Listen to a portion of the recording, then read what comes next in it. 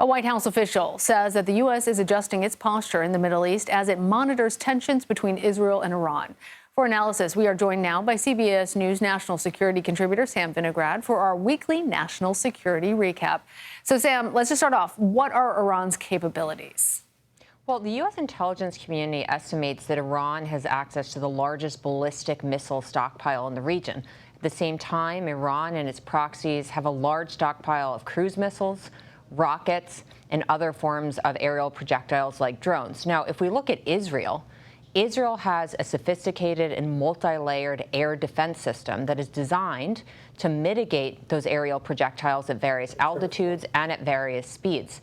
Israel has a large arsenal of weapons that it can use to inflict damage in the region as well, and that's exactly why there's such intense diplomacy to try to de-escalate the situation.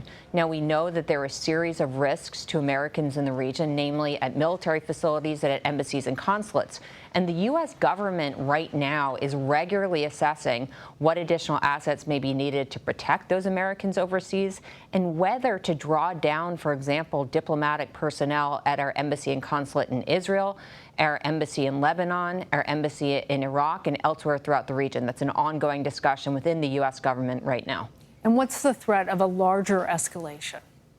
Well, from a global counterterrorism perspective, there are really two buckets of international terrorism threats overseas. First, Iran trains, equips, and funds a vast web of proxies in the region that have a history of attacking the U.S. military and others in places like Iraq, Syria, and elsewhere in the region.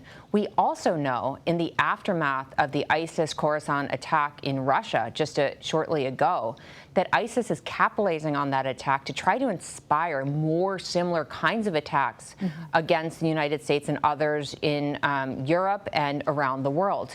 When we come back and look at the homeland, Lana, it is possible, but not that likely, that an international terrorist, a foreign terrorist organization would try to send operatives here to conduct an attack.